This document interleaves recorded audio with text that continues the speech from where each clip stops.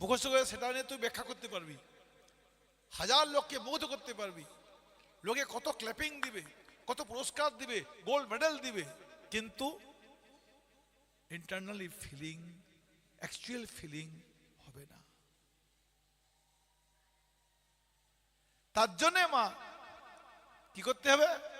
Job বহুকাল করিয়া সৎসঙ্গ, ওই মুখস্থ করলে ভগবানকে পাওয়া যায় না, সেই বাতাবরণ চায়।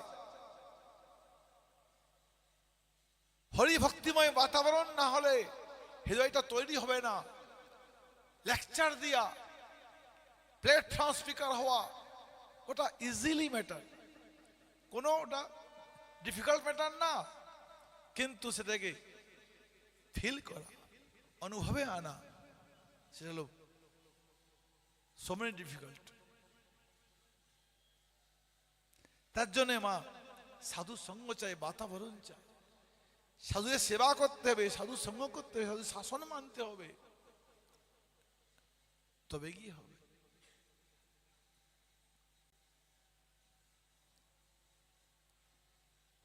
গৌণলক্ষণে সাধু হবে, সরল জ্ঞানী সমদর্শী আদি আদি হবে, কিন্তু ওটা সাফিসিয়েন্ট নয়।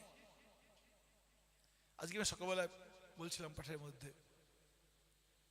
অনেক অনেক যোগী জ্ঞানী আছে, তারা বেশ ভালো, তাদের অস্টারিটি, তাদের রিনাউন্সিয়েশন, তাদের সেলফ কন্ট্রোল ঠিক আছে, কম নাই, কিন্তু ভক্তি নাই।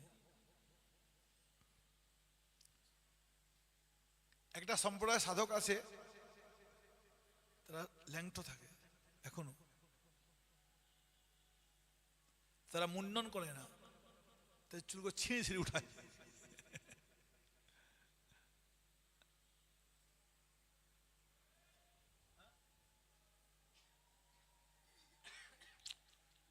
তারপরে তাদের ভয়ঙ্কর সাধনা, তাদের ভয়ঙ্কর সাধনা,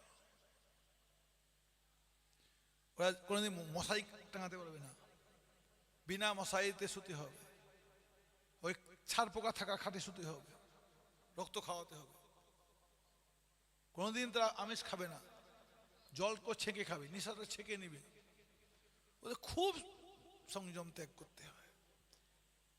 কিন্তু তারা কৃষ্ণকে মানে না, রামকে মানে না, নারায়ণকে মানে না, কোনো লাভ হবে না। শুধু আত্মসংযমে, self control, austerity not sufficient.